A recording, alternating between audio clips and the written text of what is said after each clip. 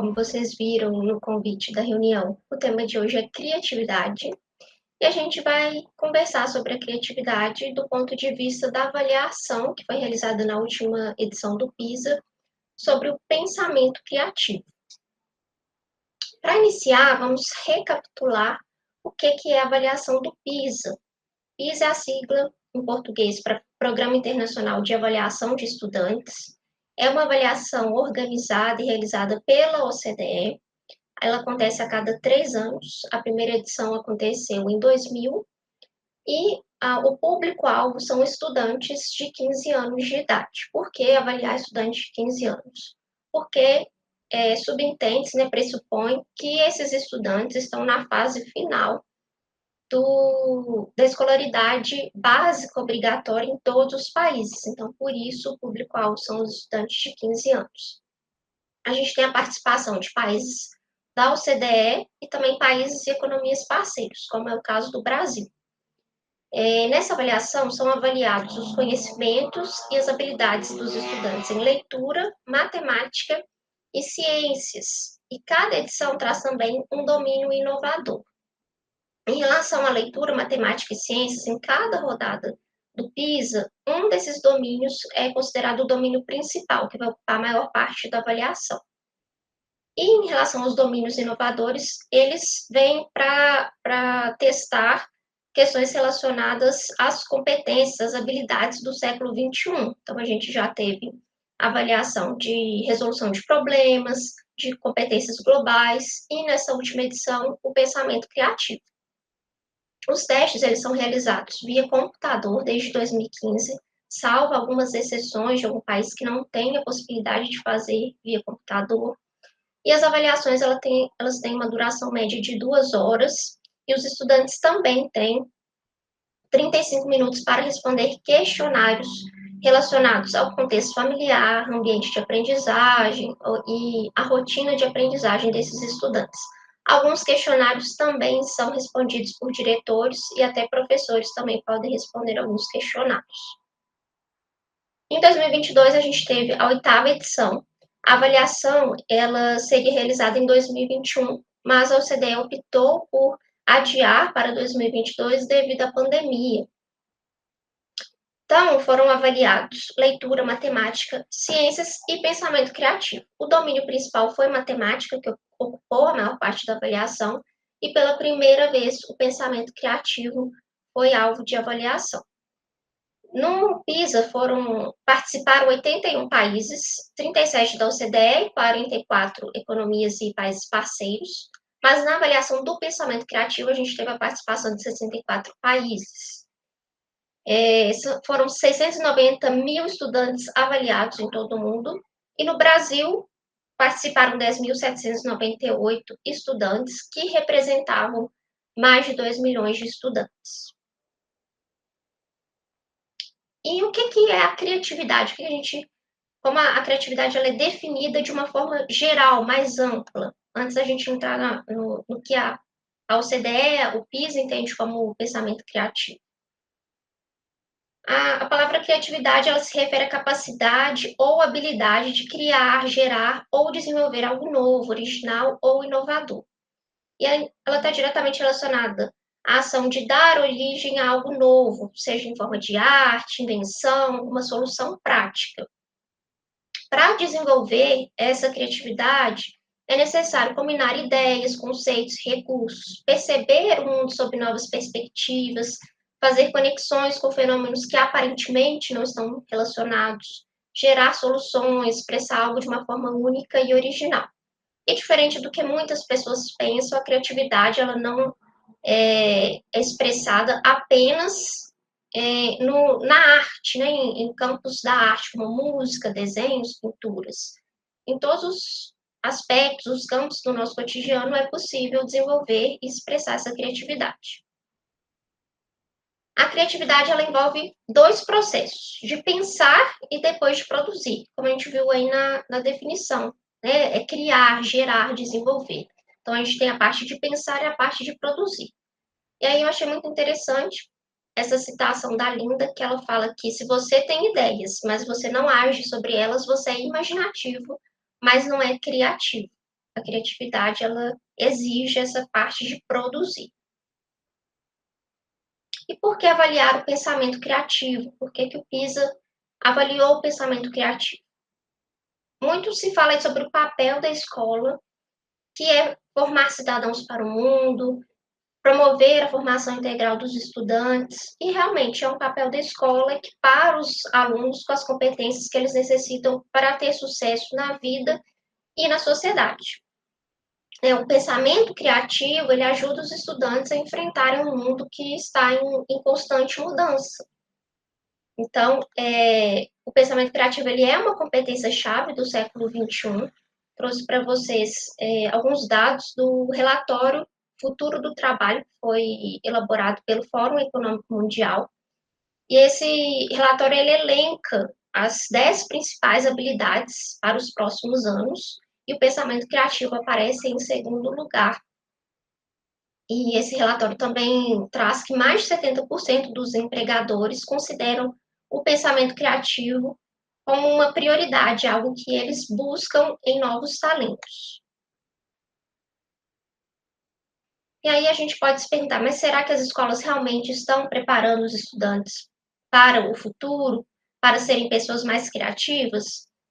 E aí a gente trouxe um estudo que foi começou a ser realizado em 1968 pelo George Land. Ele quis analisar, verificar como as crianças se comportavam em termos de criatividade. E aí ele aplicou um teste que também era utilizado pela NASA para selecionar engenheiros e cientistas. Então, ele começou avaliando crianças de 4 a 5 anos, 1.600 crianças. E 98% dessas crianças pontuaram no intervalo altamente criativo. Em alguns documentos traz até na categoria gênio. Então, um percentual muito alto de crianças que se encaixaram aí nessa categoria. E aí, o Land, ele quis testar novamente essas crianças aos 10 anos. E aí a gente observa que o percentual de crianças altamente criativas cai bastante, né? Cai para 30%. Aos 15 anos, esse percentual cai para 12%. E aí o que mais chama atenção é quando os adultos são testados, quando eles fazem esse teste. Então, adultos na média de 31 anos, apenas 2% pontuam no intervalo altamente criativo. E aí o Land, ele escreveu um livro, até esse livro em 1992, falando sobre a pesquisa, e o que ele coloca aqui, o que ele conclui é que o comportamento não criativo é aprendido. Então, ao longo dos anos, as crianças vão perdendo essa criatividade e vão aprendendo a não ser criativas. E aí, para explicar um pouquinho o porquê dessa queda ao longo dos anos, a gente tem dois processos de pensamento, o divergente e o convergente. No divergente, a gente vai criar opções, nós vamos ter ideias diversificadas, ideias originais, é quando a gente começa a realmente sair da caixa, né, ter diversas ideias, novos métodos de fazer. Em seguida, a gente passa para o processo de pensamento convergente, que é quando a gente vai começar a avaliar essas ideias. Então, a gente aplica o raciocínio lógico às ideias que nós tivemos no processo divergente para fazer escolhas. E aí o Land, ele diz que na escola as crianças são condicionadas a aplicar os dois tipos de pensamento simultaneamente, o que provoca uma luta interna que resulta em menos criatividade. Então, as crianças começam a fazer, né, a ter os dois processos de pensamento simultaneamente. E aí, o que isso gera? Julgamento, críticas e censura. As próprias crianças, né, aprendem à medida que elas estão criando opções, tendo ideias, elas já começam a julgar, criticar e censurar as próprias ideias. E isso faz com que elas se tornem menos criativas.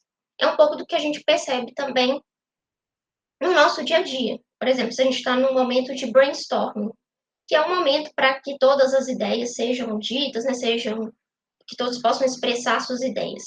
Mas à medida que a gente está, né, no brainstorming, a gente começa a ter ideias nesse processo divergente, mas a gente já começa a julgar as nossas ideias simultaneamente, né? Pensar, mas alguém já pode ter pensado isso, minha ideia é muito simples, minha ideia é ruim, e aí a gente passa, né, por esse processo de não expressar as nossas ideias, a não deixar que a criatividade seja aflorada.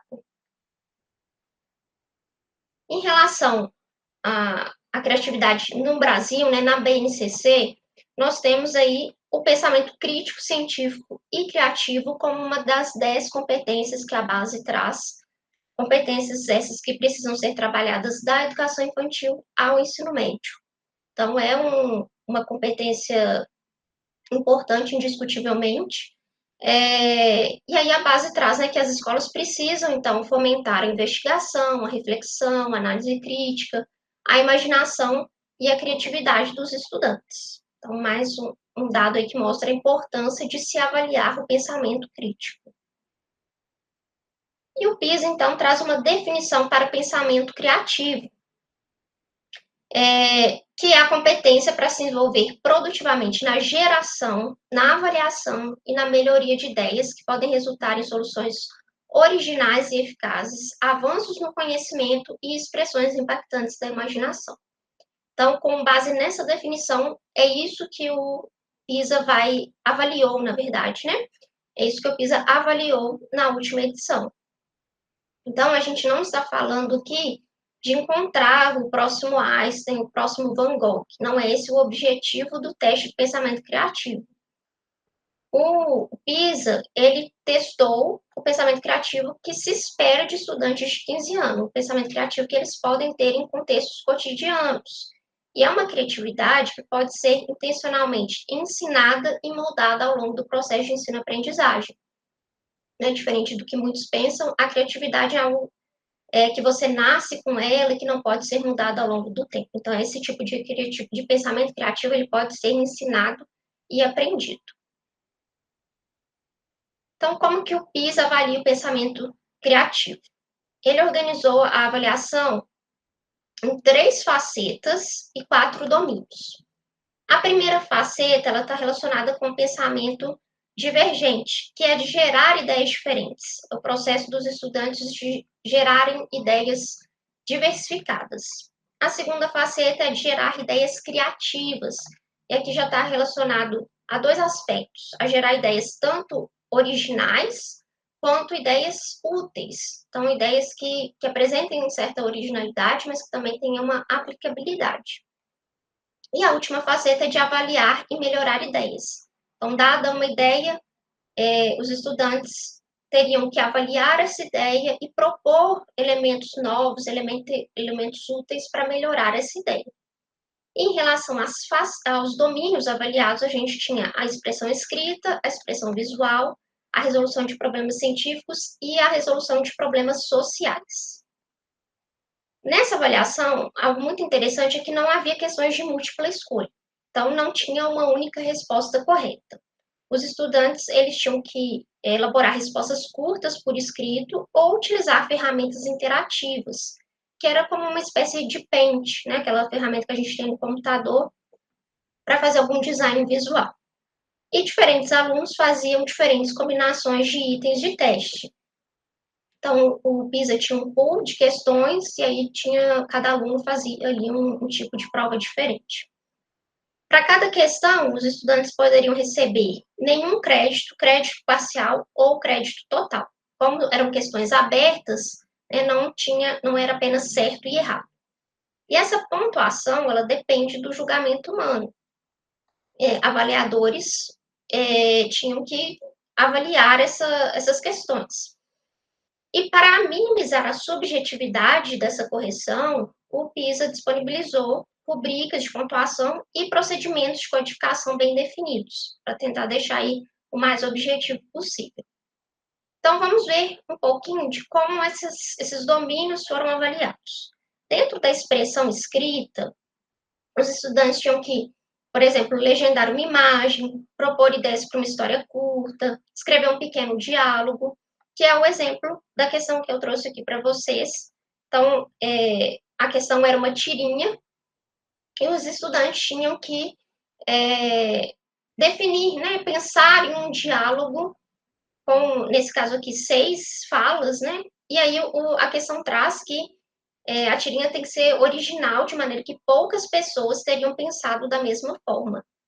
Então, aqui, por exemplo, falas que fossem relacionadas, está muito quente aqui, estou pegando fogo.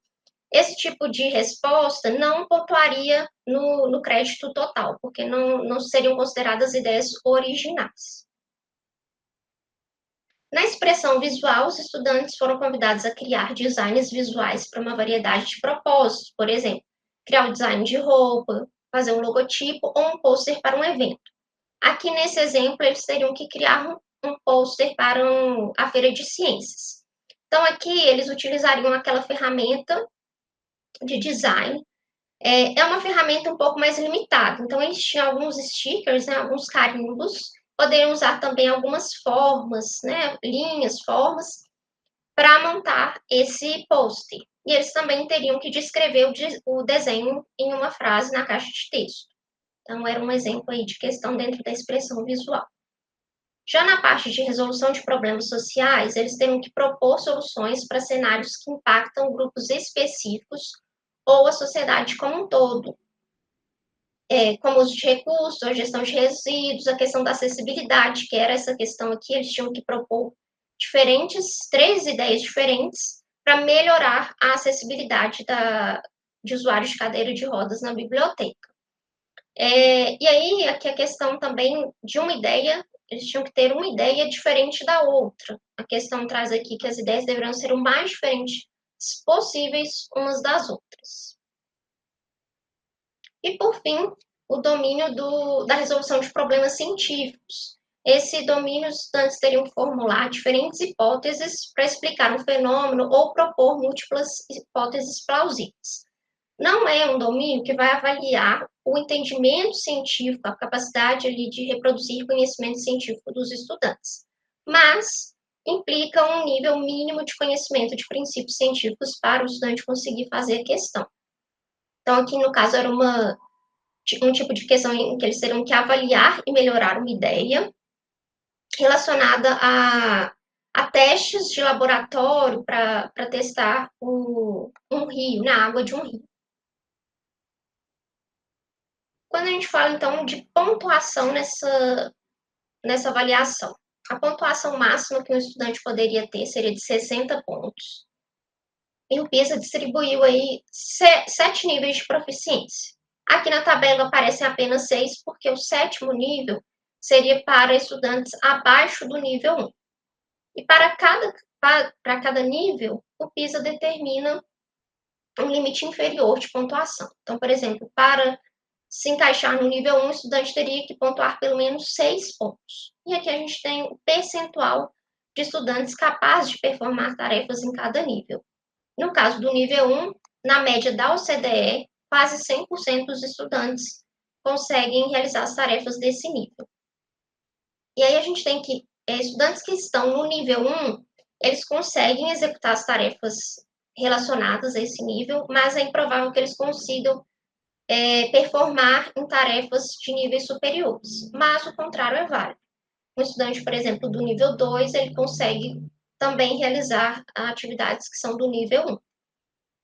E à medida que a gente sobe aqui no nível de proficiência, o percentual de estudantes que conseguem realizar as atividades diminui. E como que o Brasil se saiu nesse teste? O Brasil, se a gente considera o ranking com 64 países participantes, ele está na 49ª posição. O Brasil pontuou 23 de 60 pontos, ficou 10 pontos abaixo da média da OCDE, a média da OCDE foi 33. Pelos documentos do PISA, eu observo que eles não são muito favoráveis a ranqueamento, né? Então, considerando de 60 pontos, a gente tem que o Brasil pontuou 23. Os países que se saíram melhor, Singapura, Canadá e Coreia. Singapura pontuou 41 pontos. E os países com as menores pontuações foram Uzbequistão, Filipinas e Albânia. A Albânia com apenas 13 pontos. E o Brasil, ele também ficou entre os piores do continente. Ele ficou abaixo, por exemplo, da Jamaica, da Colômbia e da Costa Rica. O Chile se destaca, né, com 31 pontos, próximo da média da OCDE. A gente tem o Uruguai com 29, México também com 29, e o Brasil está aqui com 23 pontos. Quando a gente olha a questão de estudantes que atingiram pelo menos o nível básico nessa avaliação, que seria pontuar pelo menos no nível 3, na OCDE, na média da OCDE, 3 em 4 estudantes, a cada 4 estudantes, conseguem alcançar ou ultrapassar o nível básico. Quando a gente olha para Singapura, 94%, percentual altíssimo. E no Brasil, a gente tem 46% dos alunos que alcançaram pelo menos o nível básico de proficiência em pensamento criativo. No nível 6, que é o nível mais elevado, apenas 3,7% dos estudantes brasileiros pontuaram nessa categoria, e a gente tem 4,3% dos estudantes brasileiros que ficaram abaixo do nível 1. A questão dos domínios, foram 4 domínios avaliados. Os estudantes brasileiros tiveram maior proficiência nas tarefas que envolviam a expressão visual, aquele domínio que envolvia a utilização da ferramenta de design. E em todos os países e economias participantes, os alunos tiveram mais dificuldades com tarefas que envolviam a resolução de problemas sociais e científicos. Então, trouxe aqui para vocês os dados da média da OCDE e do Brasil. Então, tanto na média da OCDE quanto no Brasil, o domínio com a pontuação mais baixa foi a resolução de problemas científicos, mas a média da OCDE está cerca de 20 pontos percentuais acima do Brasil. E no Brasil, temos aqui, assim como na OCDE, se destacando os itens de expressão visual. Aqui a gente considerou, né, o percentual de respostas corretas, e aqui entraram tanto questões que tiveram crédito total, quanto aquelas que foram pontuadas com crédito parcial. Um dado interessante é que as meninas têm melhor desempenho que meninos em pensamento criativo. Em nenhum país ou economia participante do PISA, os meninos pontuaram acima das meninas no pensamento criativo. No Brasil, a diferença de pontuação foi de 2,5 pontos, ficou bem próximo também da diferença da média da OCDE, que foi de 2,7 pontos. Eu não encontrei o dado da pontuação de meninos e meninas com a casa decimal, mas se a gente fosse considerar o arredondamento, a pontuação média dos meninos é de 22 pontos no Brasil e das meninas 25 pontos. Quando a gente olha para os estudantes que pontuaram nos níveis mais altos, que seriam o nível 5 e 6, o maior percentual de estudantes são meninas. E em contrapartida, quando a gente olha os níveis mais baixos, estudantes que ficaram nos níveis 1 e 2, ou abaixo do nível 1, o maior percentual de estudantes que estão nesses níveis são meninos. E algo que também pode ser questionado, né? Será que todos os estudantes têm potencial para demonstrar criatividade, ou será que está muito relacionado ao desempenho deles em outros campos, né? Como a leitura, matemática e as ciências? E o PISA traz que a excelência acadêmica não é um pré-requisito para a excelência no pensamento criativo. Apesar da gente ter que, dos 12 países que ficaram acima da média da OCDE no pensamento criativo, que pontuaram mais de 33 pontos, eles também ficaram acima da média em matemática, leitura e ciências. Mas quando a gente vê esse gráfico, a gente tem que os melhores estudantes em pensamento criativo, os estudantes que estão na categoria mais acima no pensamento criativo, não necessariamente foram os melhores alunos aqui, por exemplo, em matemática. A gente tem estudantes que, apesar de terem ido muito bem em pensamento criativo, foram medianos na avaliação de matemática. E vice-versa. Estudantes que foram muito bem na avaliação de matemática foram medianos aqui na avaliação de pensamento criativo. Mas um dado interessante é que, quando a gente olha aqui nas categorias mais baixas, né, os estudantes que pontuaram menos, nenhum aluno que pontuou, nenhum ou quase nenhum aluno que pontuou nos melhores níveis em matemática conseguiu se sobressair em pensamento criativo e vice-versa. No Brasil, a gente tem que 4% dos alunos que foram melhor em pensamento criativo também se sobressaíram em matemática, e quando a gente olha para a leitura, esse número é de 11%. Mas, assim, não há uma relação direta, não se pode dizer que para ir bem em pensamento criativo precisa ter uma boa proficiência também, ter a melhor proficiência em matemática e leitura. Assim como em outras avaliações, os alunos de classes socioeconômicas mais altas tendem a ter melhor desempenho em pensamento criativo. O relatório da OCDE diz que em todos os países que participaram, os alunos com maior nível socioeconômico tiveram um desempenho melhor em pensamento criativo em comparação com os estudantes menos favorecidos. Na média da OCDE, a diferença entre o estudante menos favorecido e o mais favorecido foi de 9,5 pontos. No Brasil, essa diferença é ainda maior, de 11,4 pontos. Como eu falei para vocês, além de testar matemática, leitura, ciências e o pensamento criativo, os estudantes também responderam alguns questionários. Daí a gente tem aqui alguns dados sobre o que eles pensam sobre a criatividade. Então, de acordo com as respostas dos estudantes brasileiros, 82% sentem satisfação ao fazer algo criativo. E os alunos que têm essa visão, eles pontuaram significativamente mais do que os alunos que não sentem essa satisfação. 79% dos estudantes acreditam que é possível ser criativo em quase qualquer matéria. A gente tem 43% de estudantes que acreditam que a sua criatividade é algo que eles não podem mudar muito. Então, a gente tem aí esse percentual de estudantes que não veem a criatividade como algo que pode ser aprendido, que pode ser transformado ao longo da vida. E 38% relatam dificuldade em usar a imaginação.